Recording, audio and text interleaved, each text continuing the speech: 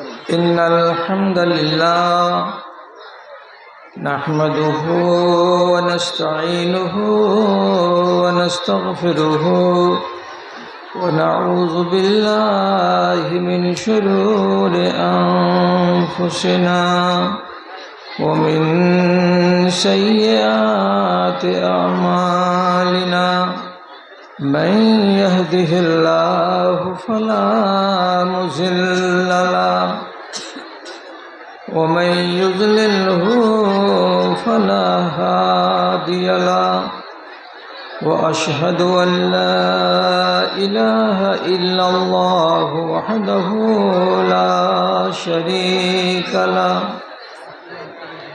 وأشهد أن محمدا عبده ورسوله أما بعد أعوذ بالله من الشيطان الرجيم بسم الله الرحمن الرحيم اليوم أكملت لكم دينكم وأتممت عليكم نعمتي ورضيت لكم الإسلام دينا وقال الله تبارك وتعالى إن شر الدواب عند الله الصم البكم الذي لا يعقلون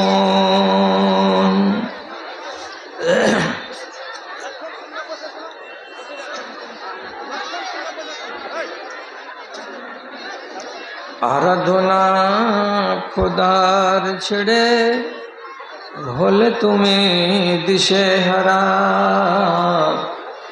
গণ্ড বোকা ভাগ্য হারা পাওনা খুঁজে কাজের ধারা একবার সুখ নিদিরার পরশ ভুলে কান্নাকাটির রোল তোলো এদেশে ছেড়ে সে দেশে যেতে কি নিয়েছ তাই বলো কি নিয়েছ তাই বলো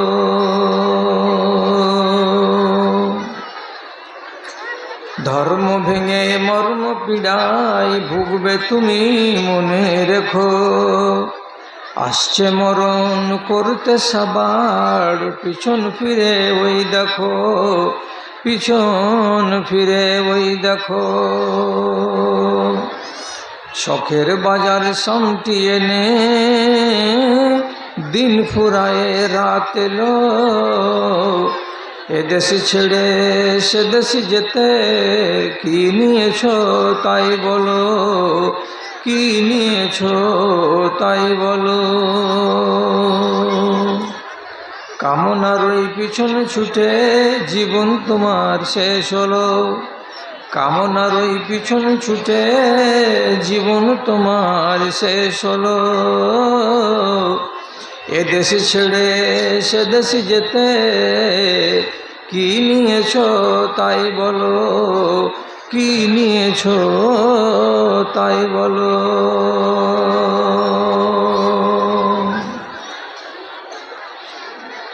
শ্রদ্ধেয় সভাপতি সাহেব সমবেত এই এলাকার বিভিন্ন গ্রাম থেকে মহল্লা থেকে পাড়া থেকে দিনের দরদকে বুকে নিয়ে ইমানি জজবাকে সাথে নিয়ে উপস্থিত সকল শ্রেণীর আমার ছোট ও বড় ধনী ও গরিব শিক্ষিত ও অশিক্ষিত ভাই বন্ধুগণ তথা মজলিস থেকে আলাদা স্ক্রিনের সামনে পর্দার সামনে বসে থাকা আমার অসংখ্য ও অগণন আদরের মা এবং বোনেরা আল্লাহ তাআলার অশেষ শুকরিয়া আদায় করি যে আমি আমার জীবনের শেষ বেলায় আপনাদের এই গ্রামে এসে হাজিরি দিয়ে আমার জালসার জীবনে একটা নাম অতিরিক্ত ঢুকাতে পারলাম। নাম শুনেছি গ্রামের, কিন্তু এখানে এর আগে আমি কোনোদিন হাজির হইনি। এই জন্য আমি আল্লাহ রাব্বুল আলামিনের শুকরগুজারি করছি। আপনারা নিজের নিজের বাড়ি থেকে এসেছেন কষ্ট করে, কিছু শুনবেন একটা নেক বাসনা নিয়ে, এবং শোনার পরে নিজেকে একটু বদল করবেন এই একটা ভালো উদ্দেশ্য নিয়ে, এবং শেষের বেলায় নিজের সাধ্য অনুযায়ী আপনি এই দ্বীনি মাদ্রাসাকে ভালোবেসে তার মোহাব্বতে কিছু টাকা আল্লাহর ওয়াস্তে দান করবেন এই এক নেক বাসনা নিয়ে। অতএব যে আল্লাহ আমাকে আপনাকে এই জায়গাতে জমায়েত করেছেন এবং এক সুযোগে এতগুলো পুণ্য আর এতগুলো নেকি অর্জন করার সুযোগ করে দিয়েছেন, সেই আল্লাহ তাআলার নামাক হালালি করুন। সবাই মিলে নিজের নিজের জায়গাতে বসে নিজের ঠোঁট দুটাকে আস্তে করে নাড়ান, নাড়িয়ে একবার অন্তত পক্ষে নামাক হালালি করুন। বলুন, আমিও বলছি, আপনারাও বলুন মুহাব্বতের সাথে আলহামদুলিল্লাহ। তারপরে তার আখেরি রাসূল রাহমাতুল্লিল আলামিন বিপ্লবী জননেতা হযরতে মুহাম্মদ মুস্তাফা সাল্লাল্লাহু আলাইহি ওয়াসাল্লামের উপর শত সহস্র দরুদ ও সালাম নাযিল হোক। আল্লাহুম্মা সাল্লি আলাইহি, আল্লাহুম্মা বারিক আলাইহি। বিরাদরান ইসলাম, আপনাদের সামনে যে সময় ধরে আমি এখানে আছি, সেই সময়ের মধ্যে যে কথাগুলো বলছি, একটু আল্লাহর ওয়াস্তে কানটাকে খোলা রেখে, মনের দরজাটাকে খোলা রেখে কথাগুলোকে শোনার চেষ্টা করবেন এবং হেফাজত করবেন। কথাগুলোকে বাড়ি পর্যন্ত নিয়ে যাবেন, শুধু এখানেই শুনবেন আর এখানে রেখে দিয়ে চলে যাবেন না। প্রথম নম্বর কথা হলো এই যে আমরা এমন এক যুগে এসে পৌঁছেছি যে এই যুগে আমাদেরকে বুঝাবার জন্য অনেক ব্যবস্থা হাতের মাথায়। ওয়াজ হচ্ছে, নসিহত হচ্ছে, তাবলীগি জালসা হচ্ছে, এবং সারাটা বছরে আপনার সামনে 52টা জুমার খুতবা, এক একটা খুতবা আধ ঘন্টা করে হচ্ছে। তারপরে একটা দুটা করে দেশে সেমিনার সম্মেলন হচ্ছে। তাহলে আমরা শুনছি কত? জালসা শুনছি, এগুলোকে এক জায়গাতে করেন। জুমার খুতবা শুনছি 26 ঘন্টা বছরে, এটিকে এক জায়গাতে করেন। সারা বছরে ঈদের মাঠে আধ ঘন্টা করে 1 ঘন্টা আমরা 2 ঈদে বয়ান শুনছি। তারপর এবার নিজে নিজে বলুন, আপনারা সবাই মিলে ভেবেচিন্তে এত ওয়াজ, এত নসিহত করার পর আমাদের দেশের যা হাল, তাতে মানুষের ঈমান দিনের দিন বাড়ছে না দিনের দিন মানুষের ঈমান কমছে? আপনাকে যদি এই সওয়ালটা করি, তো আপনি দেশের ডানে আর বামে তাকিয়ে দেখে বলতে বাধ্য হবেন যে আমাদের বর্তমান জমানাতে মানুষের ঈমান বাড়ছে না, মানুষের ঈমান কমছে। এবার জিজ্ঞাসা, মানুষের ঈমান কমছে কেন? এত ওয়াজ করার পরে বাড়ার কথা যে জিনিসটা, সেখানে বাড়ছে না বরং কমছে কেন? যদি আপনার বিশ্বাস না হয়, তাহলে আমি আল্লাহর কসম খেয়ে বলছি, আপনার চোখের সামনে আমি গুনিয়ে দিচ্ছি, আপনি দেখুন যে সব জিনিসই বাড়ছে, শুধু মানুষের ঈমান ধর্মটাই বাড়ে না। কি করে? 1 নম্বর, আজকে 30 বছর আগে আমাদের দেশে যতটি মসজিদ ছিল, তার তুলনায় আজকের দিনে মসজিদের সংখ্যা বেড়েছে না কমেছে? বেড়েছে। 30 বছর আগে আমাদের দেশে যতটি মাদ্রাসা ছিল তার তুলনায় আজকের দিনে আমাদের দেশে মাদ্রাসাগুলো বেড়েছে না কমেছে? বেড়েছে। আমাদের দেশে 30 বছর আগে যতটি বাস, ট্রাক, ট্যাক্সি, জিপ ছিল তার তুলনায় আজকের দিনে বাস, ট্যাক্সি, মারুতি এগুলো বেড়েছে। আজকের দিনে এবং 20 বছর 25 বছর আগেকার দিনের হিসাব যদি করি তাহলে 30 বছর আগে আমাদের দেশে মানুষের সংখ্যা যতটি ছিল তার তুলনায় আজকের দিনে মানুষের সংখ্যা বেড়েছে। তাহলে মানুষের সংখ্যা বেড়েছে, মাদ্রাসার সংখ্যা বেড়েছে, মসজিদের সংখ্যা বেড়েছে, ট্রেনের সংখ্যা বেড়েছে, হাই রোডের সংখ্যা বেড়েছে, গাড়ি আর মারুতির সংখ্যা বেড়েছে। কোনো জিনিস বাড়তে বাদ নাই, সব জিনিস বেড়েছে, সবই কিছু বেড়েছে। যদি আমি ওই তালে তালে আপনাকে বলি যে 30 বছর আগে আমাদের দেশের ইমানের অবস্থা যা ছিল সেই তুলনায় আজকের দিনে আমাদের দেশের মুসলমানের ইমান বেড়েছে, তাহলে আপনি জবাব দিতে পারবেন যে হ্যাঁ বেড়েছে। আমাদের দেশে মুসলমানদের ভেতরে দিন ধর্ম বেড়েছে, বলতে পারবেন হ্যাঁ বেড়েছে? বাড়েনি। একটাই জিনিস মার খেয়েছে, সেটা হলো কি? আল্লাহর দিন এবং আমাদের ইমান। এই জিনিসটাই শুধু বাড়ে না, বাদবাকি জিনিস সব কিছু বাড়ছে। আপনি উত্তর খুঁজে বেড়াবেন, বাড়ে না কেন মৌলভী সাহেব? এর উত্তর হলো সোজা, একদম সোজা সাপটা উত্তর। এখানে কোনো ঝামেলা নেই। রাসূল করিম সাল্লাল্লাহু আলাইহি ওয়াসাল্লাম বলেছেন, ইন্নাল ঈমানা লা ইয়ারজু ইলাল মাদিনাতে কামা তারজুল হাইয়াতু ইলা জোহরিহা। ঈমান এসেছিল মদিনা থেকে, বেরিয়েছিল ঈমান মদিনা থেকে। এবার সেই ঈমান যখন হাঁটা দিল, তখন মদিনা থেকে বেরিয়ে সেই দেশটাকে পার করে তার পরের দেশে সে ঢুকলো, সেটা হলো ইরান। ইরানের পরে এলো আফগানিস্তান, আফগানিস্তানের পরে এলো পাকিস্তান, তারপরে এলো ভারতবর্ষ, তারপরে গেল বাংলাদেশ, তারপরে গেল ইন্দোনেশিয়া, তারপরে গেল মালয়েশিয়া, তারপরে গেল অস্ট্রেলিয়া।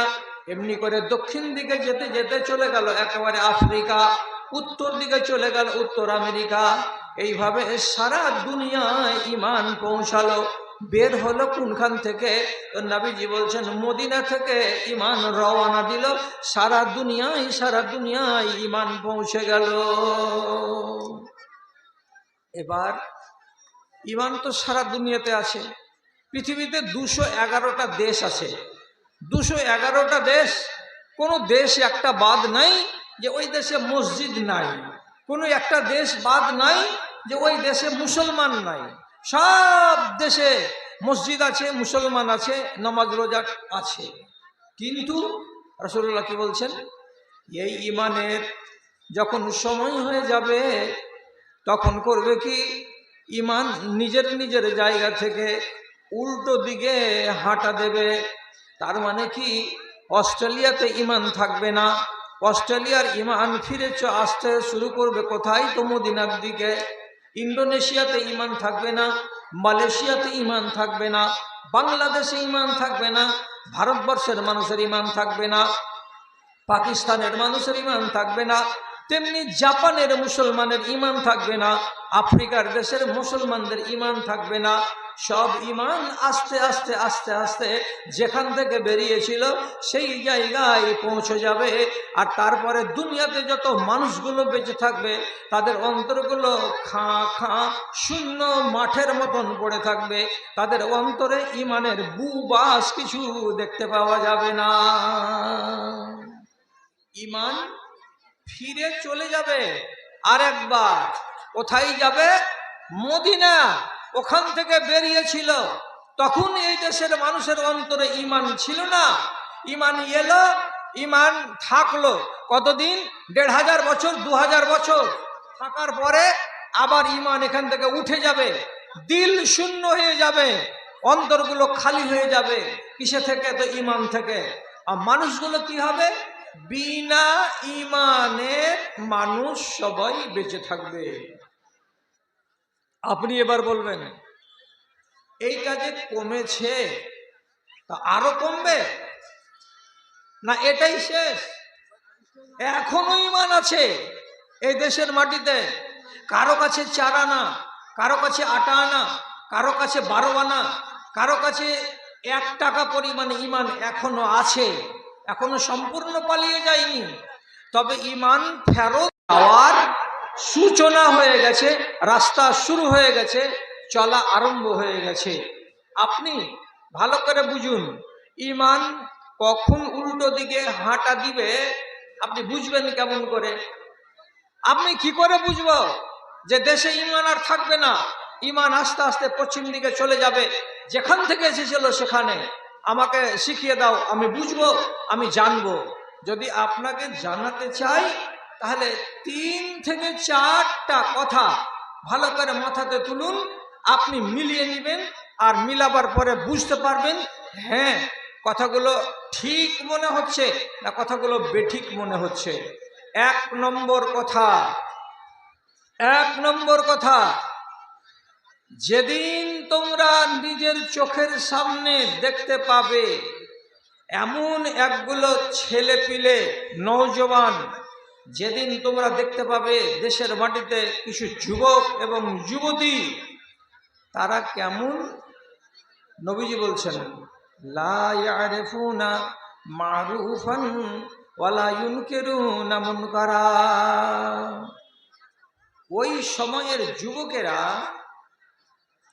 কোনটা ভালো কাজ এটা তারা বুঝবে না, কোনটা মন্দ কাজ এটা তারা বুঝবে না, ভালো কোনটা মন্দ কোনটা এরা ঠিক করে নিতে পারবে না, এবং তারা সিদ্ধান্ত করতে পারবে না। আর মানার ব্যাপারেও আগ্রহ দেখাবে না, ছাড়ার ব্যাপারেও আগ্রহ দেখাবে না। তার মানে কি, ভালো কি জিনিস আমরা বুঝি না, মন্দ কি জিনিস আমরা বুঝি না। যেদিন ছেলেদের ভিতরে দেখতে পাবেন আপনি এই রোগ, যে ছেলেপিলেগুলো যেগুলো নতুন নতুন আমাদের দেশে তরুণ ছেলেপিলে, নবযুবক ছেলেপিলে বড় হচ্ছে, 18 বছর, 20 বছর, 22 বছর, 16 বছর, এই সমস্ত ছেলেরা যেদিন দেখবেন এরা ভালো কাজ কোনটা এটাও বুঝতে পারে না, মন্দ কাজ কোনটা এটাও বুঝতে পারে না। মন্দ এইটা, কাজে একে ছেড়ে দিই এ কথাটা বলতে পারবে না। এই কাজটা ভালো, চলো আমরা সবাই মিলে করি, এ কথাটা এরা বুঝতে পারবে না। যেদিন দেখবে এইরকম গাওয়ার, যেদিন দেখবে এইরকম জাহেল, যেদিন দেখবে এইরকম নরাধম মূর্খ নওজওয়ান দেশের মাটিতে ভর্তি হতে লেগেছে, আপনি বুঝবেন আস্তে আস্তে এরাই একদিন বাপ হবে। আর এদের নসল থেকে আবার যে নতুন একটা নসল পয়দা হবে, তারা এদের থেকে আরো গাধা হবে, এদের থেকে আরো নাদান হবে। সেই দিন জেনে নিতে হবে যে আমাদের দেশ থেকে ঈমান এইবার শেষ যাত্রা শুরু করে দিয়েছে, মদিনা গিয়ে পৌঁছে যাবে, আর দেশে ঈমান থাকবে না। 1। 2 নম্বর কথার দিকে খেয়াল করবেন। 2 নম্বর, রাসূলুল্লাহ বলছেন এমন একটা সময় আসবে, সেই সময় ছেলেরা এবং মেয়েরা যখন রাস্তা হাঁটবে, রাস্তা চলবে, রাসূলুল্লাহ বলছেন ইয়াতাসাফাদুনা তাসাফুদাল হামির। যেমন 4টা গাধা কিংবা 4টা খচ্চর একসঙ্গে যদি রাস্তা হাঁটে, তো গাধার চরিত্র হলো স্থির হয়ে তারা হাঁটবে না।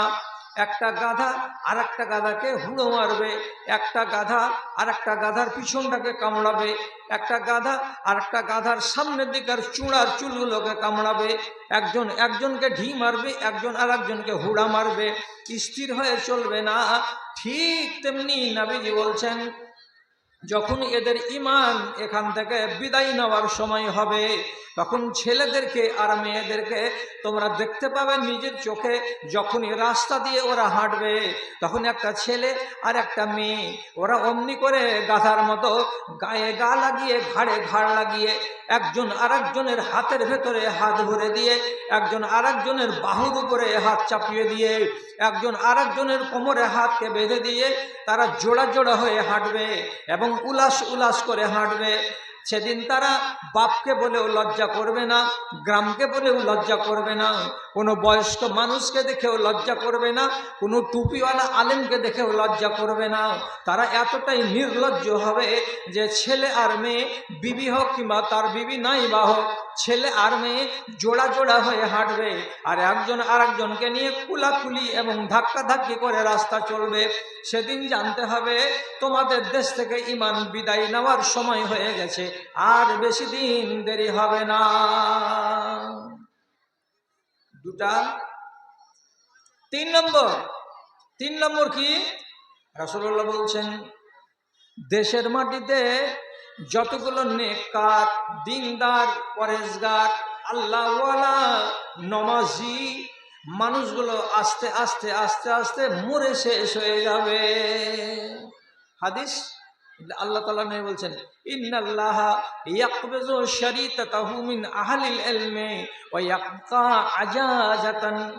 যেগুলো নেককার মানুষ, যারা ভোর রাতে গিয়ে আজান দেয়, যারা সাহারির টাইমে গিয়ে হাইয়া আলাল ফলে ফালা বলে মানুষকে ডাক দেয়, এই রকম মানুষগুলো সব মরে যাবে, সব দেশের মাটি থেকে মরে মরে সাফ হয়ে যাবে। আর থাকবে কারা? তো নবীজি বলছেন আজাজাতান, যারা হলো পাতান, যারা হলো বেকার, যারা হলো অথর্ব, যারা হলো অসভ্য, যারা হলো ওয়াসার, যাদের কোনো দাম নাই, যাদের কোনো মূল্য নাই, যাদের কোনো ঈমান নাই, যাদের কোনো ধর্ম নাই, এইরকম অজ্ঞ গাওয়ারগুলো সবাই বেঁচে থাকবে। আর ফজরের টাইমে আজান দেওয়ার জন্য একটা মানুষ খুঁজে পাওয়া যাবে না। অন্যান্য আর টাইমে মসজিদে জামাত কায়েম করার জন্য 4-5টা লোক খুঁজে পাওয়া যাবে না। সবাই মানুষেরা বাজারে ঘোরাফেরা করে বেড়াবে, চৌকে এবং চৌরাহায় তারা বসে বসে আড্ডাবাজি করে বেড়াবে, অথবা থোকা হয়ে যেখানে সেখানে বসে বসে খেলার আড্ডা জমাবে। মানুষের অভাব থাকবে না, কিন্তু আল্লাহর মসজিদে জামাত কায়েম করার জন্য লোক খুঁজে পাওয়া যাবে না। এমন ওয়াসাড়গুলো, এমন অপদার্থগুলো, এমন ছাইগুলো, এমন ছাঁটগুলো সব বেঁচে থেকে যাবে। আর বাকি ভালো মানুষ কটা সব আল্লাহ রাব্বুল আলামিন তাদের মওত দিয়ে দেবেন। যেদিন দেখবে গ্রামে বুড়া বুজুর্গগুলো আর নাই, যারা রাতের বেলায় আজান দেয়, যারা নমাজগুলোকে ঠিকঠাক করে কায়েম করে, যারা মসজিদকে ঝাড়ু দেয়, যারা মসজিদের শোক বিছিয়ে দেয়, আর জুমার নামাজের পরে যারা শোক চাটাইগুলোকে জড়ো করে দেয়, যারা মসজিদের ওযুখানাকে একটু পরিষ্কার করে দেয়, ওখানে মগ বাটিগুলোকে এনে সাজিয়ে টাজিয়ে দেয়, এই রকম মানুষগুলো সব মরে শেষ। বেঁচে আছে কারা? তো যেগুলো ওয়াসার, অপদার্থ, অযোগ্য, নরাধম, আবোলা, একেবারে ফালতু, এই ছেলেগুলো বেঁচে আছে। যারা এটা মসজিদ এটা বুঝবে না, যারা আজকে শুক্রবার এ কথাটা বুঝবে না, যারা মসজিদের সবখান যদি বিছিয়ে দিত নেকি পাবো এ কথাটা বুঝবে না, যারা বলবে মসজিদে যদি আগে যাই তাহলে উটের সওয়াব পাবো এ কথাটা বুঝবে না, যারা মসজিদে গিয়ে মাওলানার মুখ থেকে দুটা কথা শুনবো তাহলে আমাদের ভেতরটা ভালো হবে এ কথাটা যারা বুঝবে না, এইগুলো লোক যেদিন দেশের মাটিতে দেখতে পাওয়া যাবে সেদিন ধরে নিতে হবে ঈমান দেশ থেকে যাচ্ছে, আর বেশি দেরি হবে না। আর সব থেকে যেটা বড় মারাত্মক কথা আপনাকে বলছি সেটা হলো এই, রাসূলুল্লাহ বলছেন যেদিন তোমরা নিজেদের বাড়িতে দেখতে পাবা এই লক্ষণটা। কি লক্ষণ? কি লক্ষণ দেখতে পাবা? তো রাসূলুল্লাহ বলছেন তোমাদের দেশে ছেলেপিলেগুলো, ছেলে হোক কিংবা মেয়ে হোক, রাতের বেলায় ঘুমাবে। কেমন হয়ে ঘুমাবে? রাসূল বলছেন জিফাতুন বিল্লাইলে ওয়া হিমারুন বিন্নাহার। রাতের বেলায় ঘুমাবে তো মরা কুকুরের মতো করে ঘুমাবে, আর দিনের বেলায় যখন জাগবে তখন জিন্দা গাধার মতো হয়ে জাগবে। সেদিন তোমরা জানতে পারবে তোমাদের দেশে আর ঈমান থাকবে না। রাতের বেলায় মরা কুকুরের মতো কে ঘুমায়? কথাটা তো বুঝতে পারলাম না, অথচ কথাটা তো আমার নয়। যদি আমার কথা হতো তো আপনি আছাড় মেরে ফেলে দেন, আমার দুঃখ হবে না। কিন্তু বলছেন তাকে রসুল করিম সাল্লাল্লাহু আলাইহি সাল্লাম বলছেন রাতের বেলায় ঘুমাবে তো মরা কুকুরের মতো, আর সকাল বেলায় জাগবে তো জিন্দা গাধার মতো। এর মানেটা কি? এর মানে হলো এই, যদি একটা কুকুর আজকে মরে যায় তো ট্যাঙে দড়ি বেঁধে আপনি রাস্তার কিনারায় কোনো একটা মাঠে ফেলে দিয়ে চলে আসবেন। আপনি যখন তাকে ফেলে দিয়ে আসবেন তো কুকুরটাকে যে হালাতে ফেলবেন, একদিন বাদ দিয়ে দুদিন পরে গিয়ে দেখেন তো ওই হালাতেই পড়ে আছে, ট্যাং চাড়া তো ট্যাং ছেড়েই আছে, মুখ টেढ़া তো মুখ টেढ़া হয়েই আছে, ওর অবস্থা বদলেনি, ওর হালাত বদলেনি। যে হালাতে ফেলেছিলেন ওই হালাতেই আছে মরা কুকুরটা। তাহলে মানুষকে কেন আল্লাহ নবী কথাটা বললেন? তো মানুষকে বললেন কিভাবে? যে একটা লোক, একটা ছেলে এমন সময় হবে যেই সময়ে রাতের বেলায় ঘুমাবে তো মরা কুকুরের মতো, আর জাগবে তো গাধার মতো। কি করে? যখন এশার নামাজের পর রাত্রি 10টার সময় আড্ডাবাজি করে, পাবজি গেম খেলে, আর মোবাইলকে নেটকে ঘেঁটে ঘেঁটে আবি ঝাবি করে যখন 11টা রাত্রিতে ঘুমাবে তো ঘুমিয়ে যাওয়ার পরে এমনভাবে ঘুমাবে 12টা, 1টা, 2টা, 3টা, 4টা, 5টা, 6টা, 7টা বেলা হয়ে যাবে, তখন পর্যন্ত জাগবে না। একই রকম বিছানে ফা ফা ফা করে নিতে পারবে, ওর পরিবর্তন দেখতে পাওয়া যাবে না। অথচ একটা মুসলমান যদি ঘুমায় তাহলে মাঝে মাঝে একবার করে কট ঘুরে জাগে। যদি জেগে পিশাব করতে যায় তাহলে একটা মুসলমানের মুখ থেকে দুয়া বেরোবে, আল্লাহুম্মা ইন্নী আউযু বিকা মিনাল খুবসি ওয়াল খাবায়েসে। যখন বেরিয়ে আসবে তখন অন্তত আর মুখ থেকে একটা দুয়া বেরিয়ে আসবে, গুফরানাকা। যদি কোনো মুসলমান একটা খারাপ স্বপ্ন দেখে তাহলে পরে চট করে চোখ খুলে গেলে বাম দিকে একটুখানি থুথু ফেলে আর তাকে বলতে হয় আউযু বিল্লাহি মিনাশ শাইতানির রাজিম। তাহলে এই কথাগুলো মানুষের জিকিরের মধ্যে পড়ে, মানুষের দুয়ার মধ্যে পড়ে। তো যারা খাঁটি মুসলমান তারা অন্তত পক্ষে রাতের বেলায় জাগলে এক একবার তাদের মুখ থেকে এক একটা শব্দ, এক একটা জিকির বের হয়। আর কমসে কম যখন রাত 4:30টার সময় আজান পড়ে তখন বিছান ছেড়ে দেয় আর দিয়ে ঠান্ডা পানি কলসি থেকে ঢেলে কষ্ট করে ওযু করে 2-5 পা করে হাঁটতে হাঁটতে মসজিদের দিকে যাই।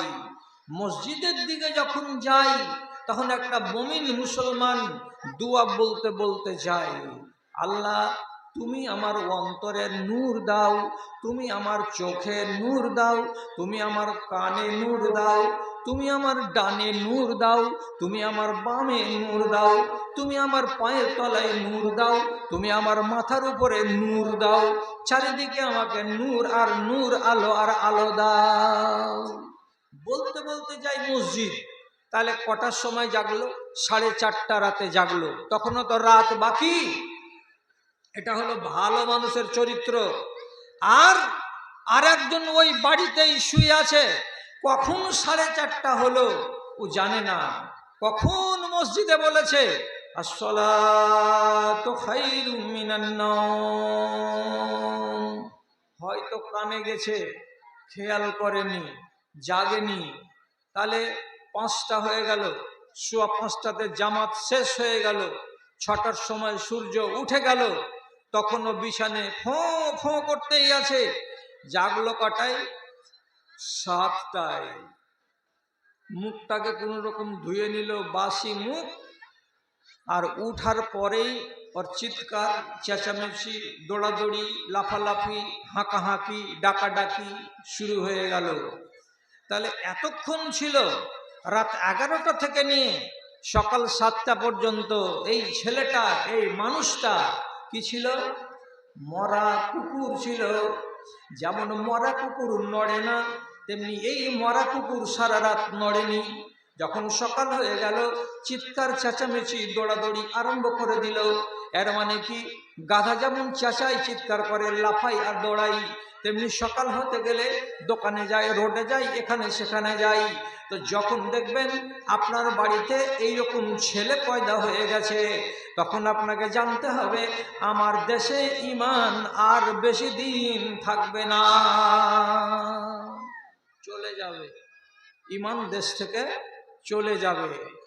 এবার আপনারা দূরে দূরে যারা যারা বসে আছেন, বাড়ি গিয়ে মিলাবেন যে এই লক্ষণগুলো কি দেখতে পাওয়া যাচ্ছে। যদি বলে হ্যাঁ যাচ্ছে, তাহলে আর আমার সাথে তর্ক করতে হবে না। হ্যাঁ, ইবলিশ শয়তান হাসে আর ইবলিশ শয়তান কাঁদে। ইবলিশকে যদি কাঁদাতে পারেন আপনি কামিয়াব, আর ইবলিশ যদি আপনার ব্যবহারে হাসে তাহলে আপনি বরবাদ। জেনে নেন, তাহলে আপনি বরবাদ। ইবলিশ শয়তান হাসে আর কাঁদে, তাহলে কাঁদে কখন আর হাসে কখন? আপনাকে একটা শুধু ছোট করে উদাহরণ দিচ্ছি। কি? কোরআন মাজিদে 14টা সাজদা আছে। কোরআন পড়তে পড়তে পড়তে পড়তে সেজদার যখন আয়াত আসবে, তখন ওইখানে কোরআনটাকে ডান দিকে বা বাম দিকে রেখে দিবেন, আর দেওয়ার পরে আপনি সাজদা দিবেন একটা। তো কটা আছে সাজদা? 14টা। তো বেটা ছেলেরা করে কি করে না জানি না, তবে মা খালারা এই ব্যাপারে খুব সজাগ। তেলাওয়াত করতে করতে কোরআন মাজিদের সাইডে কিন্তু ওই নকশাটা করাই আছে, সাজদা। যখন দেখবে সাজদা চলে এসেছে, কোরআনটাকে রেখে দিয়ে ওরা সাজদা করবে একটা। তো যখন কোনো আদমের বেটা আর কোনো আদমের বেটি সাজদা করে, তখন ইবলিশ শয়তান মগ ডালে, কদমের গাছে আর জিয়ালার গাছে আর আমের গাছে বসে বসে কাঁদে। কি জন্য কাঁদে? তো কাঁদার কারণটা হাদিসে লেখা আছে। কি? আমারানি রব্বি বিশ্বজুদে ফাআনকারতু সুজুদা ফাদাখালতুন নারা ওয়া আমার আল্লাহ বানি আদম সুজুদা ফাসাজাদু ফাদাখালাল জান্নাতা। কি বলছে শয়তান? বলছে আমাকে আল্লাহ রাব্বুল আলামিন আজ বহুদিন আগে একটা সিজদা দিতে বলেছিলেন, আদমকে সাজদা করে দাও। আমি আল্লাহ তাআলার একটা কথা মানিনি, একটা সিজদা আমার দ্বারাই দেওয়া সম্ভব হয়নি। তার কারণে আল্লাহ আমার উপরে নারাজ হয়ে গেছেন এবং আমার নসিবে আগুন লিখে দিয়েছেন, জাহান্নামের আগুন। কাজে আমি যেদিন মরে যাব সেদিন আমাকে জাহান্নামের আগুনে জ্বলতে হবে। আর আদমের বেটা বেটিকে আল্লাহ রাব্বুল আলামিন সিজদার কথা বললেন, আর তারা যখন জানলো যে আমাদের সাজদা দিতে হবে, আল্লাহর কথা শুনে তারা সাজদা দিল, তারা কপালটাকে জমিনে ফেললো। তো আল্লাহর কথাকে মেনে নিয়ে এরা সাজদা দিয়ে এরা নিজেদেরকে জান্নাতি বানিয়ে নিল। তাহলে এরা সাজদা দিয়ে হলো জান্নাতি, আর আমি সাজদা না দিয়ে হয়ে গেলাম জাহান্নামী।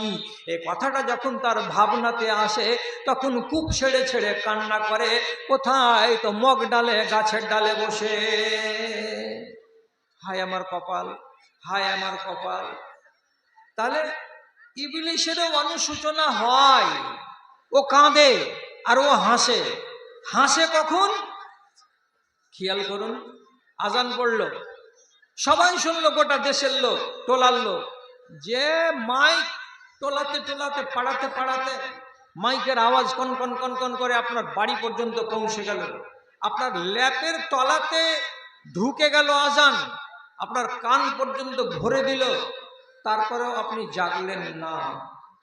যারা জাগার তারা জেগে গেল, আর যারা জাগলো না, এই লোকগুলোর পিছনে তদবির শুরু করলো কে? তো ইবলিশ শয়তান। কেমন করে? হাদিস বলছে, একটা নওজওয়ান শুয়ে আছে এবং তার পাশে তার বউ শুয়ে আছে, সেও জাগলো না, এও জাগলো না। এমন সময় ওই নওজওয়ানের কাছে ইবলিশ শয়তানের যারা চামচা আছে, চেলা আছে, তারা একজন যায় আর যাওয়ার পরে আস্তে আস্তে করে তার হাতটাকে বুলাই, আস্তে আস্তে করে নিজের হাতটা তার মাথার উপরে রাখে, আর এমনি এমনি করে নেড়ে নেড়ে দেয়। আর দেওয়ার পরে শয়তান ছেলেটাকে বলে, আলাইকা লাইলুন তাবিলুন ফারকদ, আলাইকা লাইলুন তাবিলুন ফারকদ। যে ছেলে ঘুম যায় না ওই ছেলেকে তার মা ঘুম দেওয়ার জন্য যেমন লুরি গান শোনায়, তেমনি তখন ছেলেটা ঘুমিয়ে যায়। তো ঠিক সেই রকমই ইবলিস শয়তান ওই ছেলেটাকে তার ঘুমটাকে গাঢ় করে দেওয়ার জন্য একটা করে লুরি গান শোনাই আর বলে, আলাইকা লাইলুন তাবিলুন ফারকদ, আর একটু ঘুমারে ধন, আর একটু ঘুমারে ছেলে, আর একটু ঘুমিয়ে যা রে বাছা ধন, আর টাইম আছে, এখনো টাইম বাকি আছে, জাগিস না জাগিস না, এখনো জাগিস না। এই বলে তার সিথানে বসে বসে তার মাথাটাকে থপ থপ থপ থপ করে নেড়ে নেড়ে দেয় আর বলে, ঘুমা ঘুমা, আরাম করে করে ঘুমা। ছেলেটা ঘুমাই, ঘুমিয়ে গেল। এদিকে মসজিদে জামাত শেষ। যখন মসজিদে জামাত শেষ হয়ে গেল, ইবলিস শয়তানের কেল্লা ফতে হয়ে গেল, তখন ওই সিথান থেকে উঠে গিয়ে একটু দূরে দাঁড়িয়ে খট খট খট খট খট খট করে হাসে আর বলে, কাজ হয়ে গেছে। কি কাজ হয়েছে? বলছে, এই বাড়িরই সাইফুদ্দিন হাজি সাহেব 4:30টার সময় জেগেছে, আর জাগার পরে মসজিদে চলে গেছে। আর সাইফুদ্দিন হাজি সাহেবের বাড়িওয়ালি হাজি সাহেব নি, ও বুড়ি মানুষ, হুটুর হুটুর করে ওযু করেছে, আর করার পরে ঘরের কোণে বসে বসে ও নামাজ শুরু করেছে। ওদেরকে পারিনি সোজা করতে, আর ওরই নসল, ওরই আওলাদ, ওরই জন্ম দেওয়া ছেলেকে আর ওদেরই বাড়ির বৌমাকে পেরেছি। এরা চেতন হয়নি, শুয়ে থেকে গেছে। এই দেখো সূর্য উঠার টাইম হয়ে গেল, এরা নমাজের পরোয়া করে না। তোরা কে? তোরা কে? তোরা কে? এ কথাটা বলে শয়তানের এবার হাসি শুরু হয়। কি বলে শয়তান? শয়তান বসে হাসে জয় হাসি, শয়তান বসে হাসে জয় হাসি। ওরে আদমের সন্তান, তোদের পিতারা ছিল খোদা ভীরু, তোরা কেন মস্তান রে, তোরা কেন মস্তান? আমি যে তোদের নরকের নেতা, আয় আমার পিছনে আয়। আমি যে তোদের নরকের নেতা, আয় আমার পিছনে আয়। তাগুতের রাজ কায়েম হয়েছে সারাটি দুনিয়ায়, হায় রে হায়। মুমিনেরা ঈমান নিয়ে বেঁচে থাকাটাই হয়েছে দায়। তাহলে ইবলিস বলছে, তোরা আমার জাত, তোরা আমার বন্ধু, তোরা আমার পার্টনার, তোরাকে সাথে নিয়েই জাহান্নামে যাব, এটাই দায়িত্ব নিয়ে আমি এসেছি দুনিয়াতে। তাহলে আমি পেলাম কার বাড়িতে? একজন নমাজি হাজি সাহেবের বাড়িতে। তাহলে যেদিন দেখতে পাবেন ইবলিস শয়তানকে হাসাবার মতো লোক দুনিয়াতে তৈরি হয়ে গেছে, আর রাতের বেলায় মরা কুকুরের মতো ঘুমাই, আর দিনের বেলায় জ্যান্ত গাধার মতো জেগে উঠে, তাহলে আর কোনো মাওলানাকে জিজ্ঞেস করতে যাবেন না দুনিয়াটা আর কতদিন থাকবে। আপনার পরে আল্লাহ তাআলা খুব তাড়াতাড়ি একগুলো এমন ওয়াজ, এমন অথর্ব, এমন অপদার্থ, এমন নাহাল একগুলো লোককে দুনিয়াতে পয়দা করে দিবেন, যে সেই যুগের লোকগুলো দুয়া, তসবিহ, নমাজ, রোজা এগুলো কিছুই বুঝবে না, কিছুই বুঝবে না।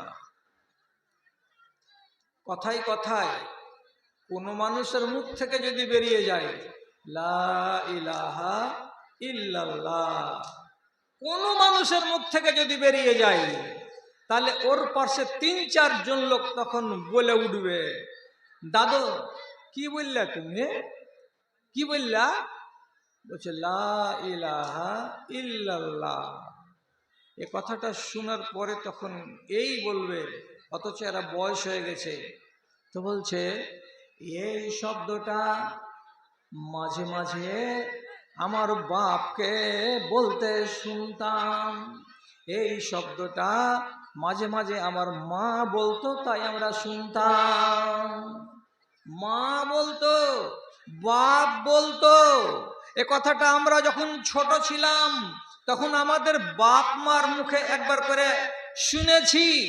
ওইগুলো বাপ মরে গেছে, এরা এখন বাপ হয়ে গেছে। এরা এখন আর লা ইলাহা ইল্লাল্লাহ কিংবা সুবহানাল্লাহ কিংবা আলহামদুলিল্লাহ কিংবা নমাজ রোজা কিছুই বুঝে না, কিছুই বুঝে না। শেষে আল্লাহ তাআলা জিবরিলকে পাঠাবেন, জিবরিল দুনিয়া দেখে এসো, কিয়ামত করতে হবে। আচ্ছা আচ্ছা আচ্ছা।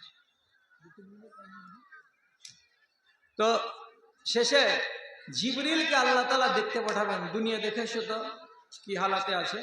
জিবরিল দেখে টেকে যে বলবে, আল্লাহ দুনিয়াতে খুঁজলাম চারিদিক, তার ভেতরে কিশনগঞ্জেও গেলাম, মালদাতে গেলাম, মুর্শিদাবাদে গেলাম, ঝাড়খণ্ডে গেলাম, তো শুধু আল্লাহ শব্দটা বাকি আছে, আর কোনো জিনিস বাকি নাই।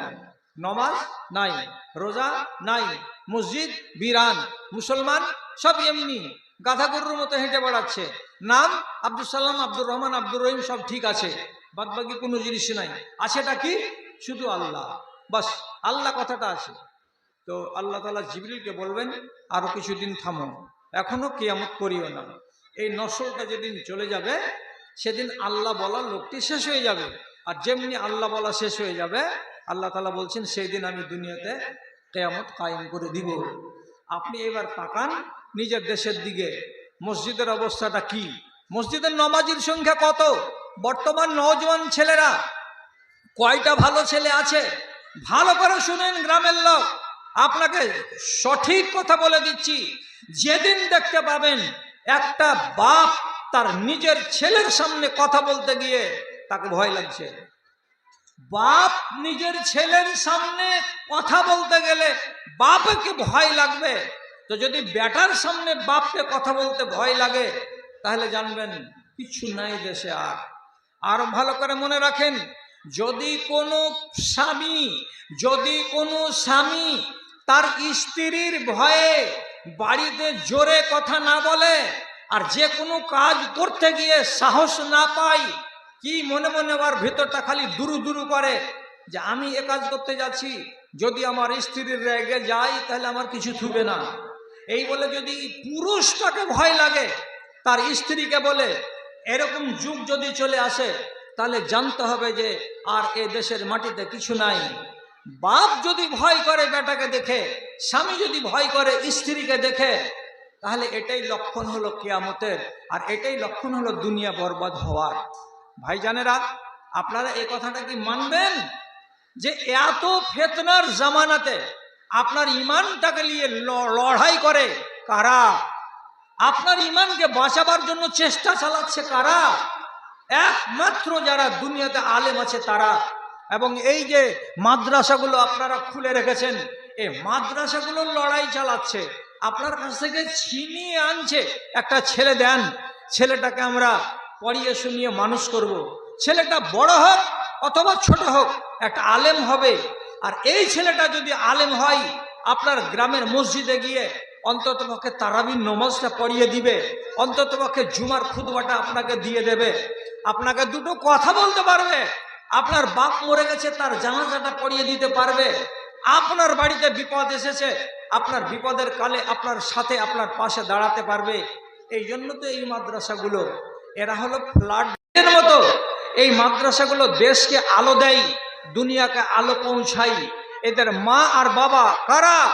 এদের মা বাবা নীতিশ কুমার নয়, এই মাদ্রাসাগুলোর মা আর বাবা হলো একমাত্র জনগণ।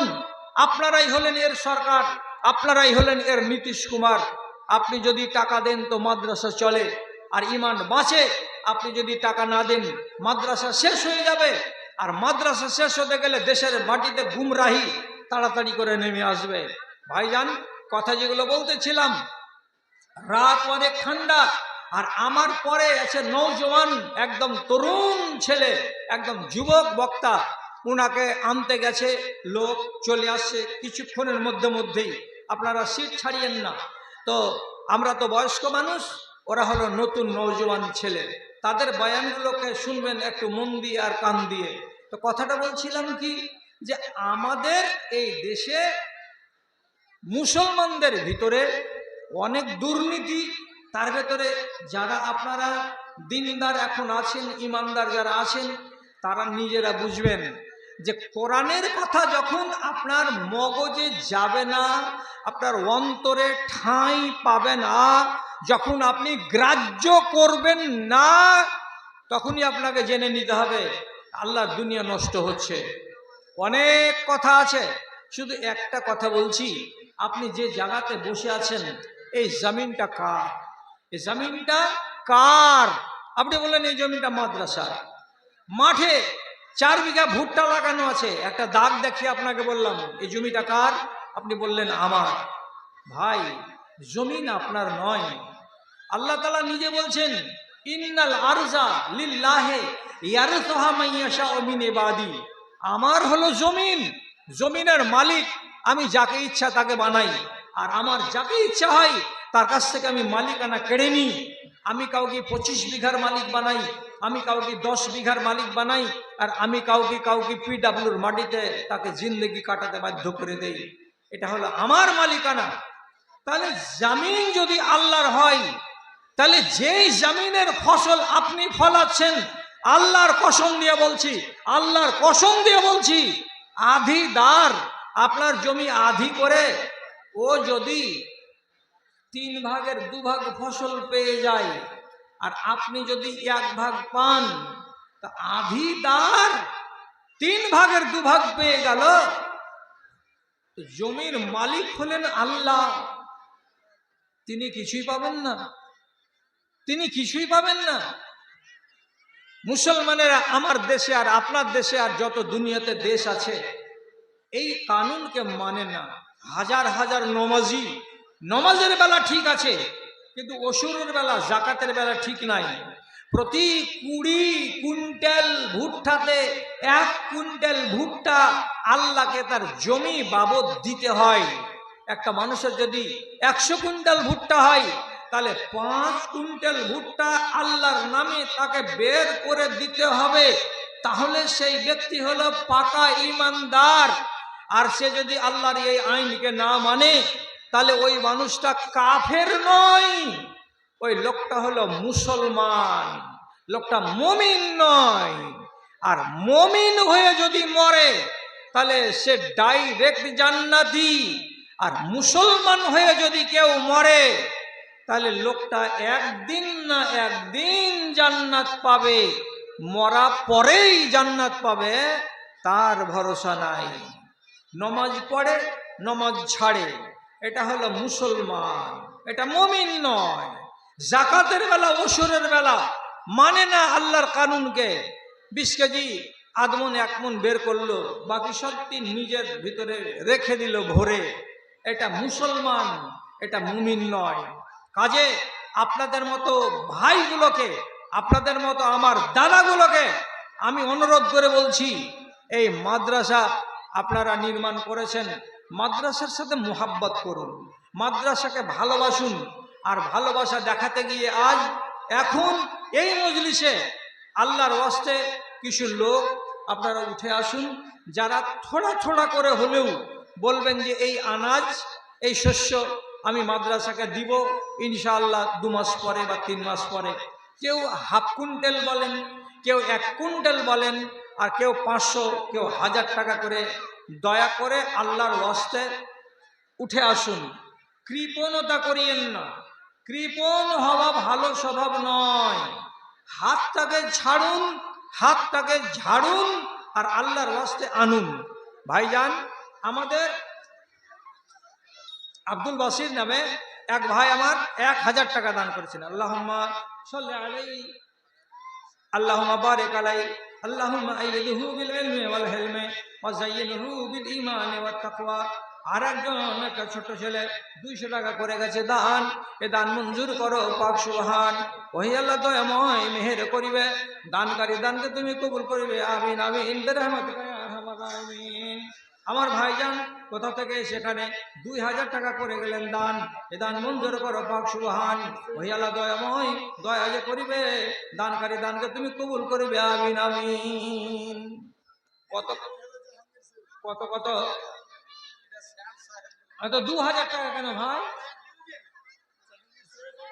এই যারা যারাকে আল্লাহ তাআলা সেবের গাছ বানিয়েছে, সেবের গাছকে সেবের মর্যাদায় থাকতে হবে, আপনাকে বোরের গাছ হতে হবে না। এই দেখেন আলহামদুলিল্লাহ মাশাআল্লাহ, আমার ভাইজান কত ভালো মানুষ, আবদার করলাম উনি আর 1000 টাকা বাড়িয়ে দিলেন। আল্লাহুম্মা সাল্লি আলাইহি আল্লাহুম্মা বারিক আলাইহি আল্লাহুম্মা আইয়িদহু বিল ইলমি ওয়াল হিলমি ওয়া যায়্যিনহু বিল ঈমানি ওয়াত তাকওয়া ওয়া লা তুওয়াররিজু বিল ফিতানি ইয়া রাব্বাল আলামিন আমিন আমিন। হিন্দু ভাইয়েরা মুসলমানদের চাঁদা তুলা দেখছে, আর দেখার পরে বলছে ইস তোমরাই ধর্ম করো, হে তোমরাই ধর্ম করো, আমাদের ভেতরে দান দেওয়ার নিয়ম সিস্টেমটা নাই। ওদের যে ওই প্রহরগুলো হয় 48 ঘন্টা হয়, 72 ঘন্টা হয়, তো সেখানে আলহামদুলিল্লাহ আমার দাদাজি 500 টাকা দান করেছেন, আল্লাহ আমার দাম ভাই দানকে কবুল করে নাও। আর একজন নজওয়ান ছেলে 500 টাকা, আল্লাহ তুমি তার প্রতি হও সকাতারে রেখা সত্যবতের রেখা, ওই আল্লাহ দয়াময় পাক সুবহান মিটা দা তোমার রহমান আমিন আমিন। তো ওদের যে লোকগুলো তারা কীর্তনগুলো করে শেষের দিনে ওরা দান চাহে, তো শত শত মেয়ে ছেলে ভিতর থেকে কে 10টা টাকা না তো কে 20টা টাকা, এই 20 টাকা 10 টাকা করে এই দানগুলো কুড়িয়ে সকালবেলায় ওদের মাথা প্রতি 200 টাকা করে জুটে নেয়। আর আপনাকে এই বছরের কথা বলছি যে মুর্শিদাবাদের একটা সীতারামপুর বলে মাদ্রাসা আছে, সেই মাদ্রাসাটাতে বাৎসরিক জালসাতে টোটাল কালেকশন হলো 31 লক্ষ টাকা। মাশাআল্লাহ, একটা নিজামিয়া মাদ্রাসার জালসাতে ওই এলাকার লোক কত ভালোবাসে তারা মাদ্রাসাকে, যে টোটাল দান রাতের বেলায় ফজরের আগে শোনালো, তো বলছে 31 লক্ষ টাকা দান এবার উঠলো। আল্লাহু আকবার মাশাআল্লাহ। আমার আর একজন ভাই কোথা হতে এসে 1000 টাকা করলেন দান, কবুল করো তুমি পাক সুবহান মিটে আদা তার মনের মান আমিন আমিন। আচ্ছা, আর এক ভাই জান আমার এখানে আসিয়া 200 টাকা দান দিল পড়া তোমার লাগিয়া, দেখা তোমার বান্দারা যে আশায় দান করেছে, আল্লাহ তুমি তাদের দানকে কবুল করে নাও। এদিকে আইনে রে বাবা, এদিকে আইনে রে, তোর হাত ছোট যে রে, তোমার আদেশে দিন চলে যায়। আলহামদুলিল্লাহ, একটা ছোট্ট ছেলে ও কার কাছ থেকে 1500 টাকা নিয়ে এসে দান করলো, আই আল্লাহ তো দানকে তুমি কবুল করে নাও আমিন আমিন। তোমার আদেশে দিন চলে যায়, আধার নেমে আসে রাতে, কত যে শক্তি লুকায়ে রেখেছো তোমার নিপুণ 2 হাতে, তোমার নিপুণ 2 হাতে। মহাবিশ্বের তুমি যে চালক, উড়ুক তোমার জয় নিশান, ওগো আল্লাহ মেহেরবান আমি গাহি তোমার গান। দাদু মারা গেছে, তার জন্য পোতা দিচ্ছে 200 টাকা। আল্লাহুম্মা গফির লাহু ওয়ারহামহু আল্লাহুম্মা সাল্লি আলাইহি আল্লাহুম্মা বারিক আলাইহি আল্লাহুম্মা আইয়িদহু বিল ইলমি ওয়াল হিলমি ওয়া যায়্যিনহু বিল ঈমানি ওয়াত তাকওয়া ওয়া লা তুআররিজু বিল ফিতানি ইয়া রাব্বাল আলামিন আমিন আমিন। দান বছরের মাথায় একবার, এটা আপনার দায়িত্ব। আপনার বাড়ি যেদিন মাওলানারা যাবেন সেদিন তো আপনি ধান বা গম দিবেনই, ওটা তো আলাদা। মা মারা গেছে, আহারে আলহামদুলিল্লাহ আমার ভাইজান মা মারা গেছে, তার জন্য 1000 টাকা মায়ের নামে করে গেলেন দান। এ দান মঞ্জুর করো পাক সুবহান পরওয়ারদিগার, তার মায়ের কবরকে তুমি আলোয় আলোকিত করে দাও। যতদূর পর্যন্ত চোখের জ্যোতি যাবে আল্লাহ রে, অতদূর পর্যন্ত কবরকে প্রশস্ত করে দাও। কিন্তু আযিবহুম ফাইন্না ইবাদুকা ওয়া ইন তাগফিরহুম ফাইন্নাকা আনতাল আজিজুল হাকীম আমিন আমিন। আরেকজন আমার ভাই এখানে আসিয়া 500 টাকা দান দিল তোমার লাগিয়া, ওই আল্লাহ দয়াময় মেহের করিবে, দানকারী দানকে তুমি কবুল করিবে আমিন আমিন। তো মাদ্রাসার বাৎসরিক যেদিন জালসা হবে সেদিন এটা তো আপনার কর্তব্য, এটা আপনার জিম্মেদারি যে আপনি মাদ্রাসার জালসাতে এসে 500, 1000 কিছু একটা টাকা দিবেন। যদি একেবারে এমন নিয়াত করে থাকেন জালসা শুনবার কাম শুনবো আর শুনে টুনে বাড়ি চলে যাব, তো বড় কথা নয়, ছোট কথাই বলছি, আল্লাহ আমাকে মাফ করে। আপনি একটা বিশাল বড় খেয়ানত করলেন, একটা বিশাল বড় খেয়ানত করলেন। কি খেয়ানত? যে আপনি একটা ইয়াতিমের কাঁধে বা ঘাড়ে হাতটাকে রেখে তার প্রতি মায়া মোহাব্বত দেখাবেন, এটা হলো সওয়াবের কাজ, এটা নেকির কাজ। আর মাদ্রাসাটা তো ইয়াতিম, আর কে মা আছে আর আর কে বাবা আছে?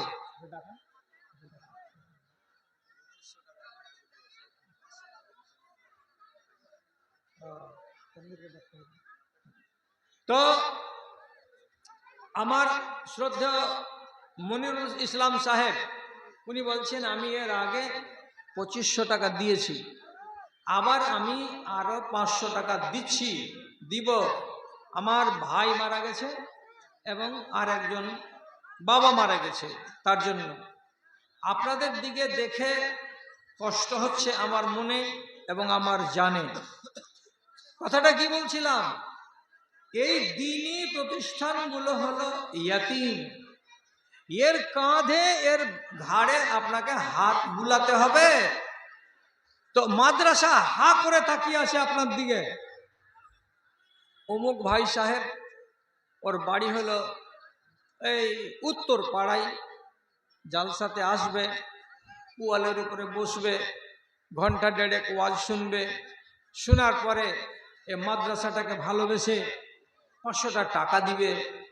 যেই টাকাটা মাদ্রাসার উন্নয়নে লাগবে, এখানে লেখাপড়া করবে শত শত ছেলে দিলে, এই ছেলেগুলো যাদের বাড়িতে খাচ্ছে খাবে, তারা আরেক দিন এদের নামে আল্লাহ তাআলার কাছে অন্তত একটু দোয়া করবে।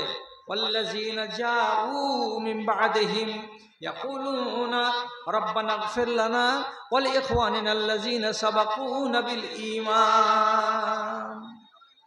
তাহলে এই আশাটা আপনার মনের ভিতরে নাই, এই আশা আপনি করেন না যে আমি কোনো মানুষের কাছ থেকে দোয়া পাবো। হ্যাঁ, দুখান, হ্যাঁ, কি করে দেবো? 100 টাকা দিল। এই ছেলেটাকে কে পাঠালে যে?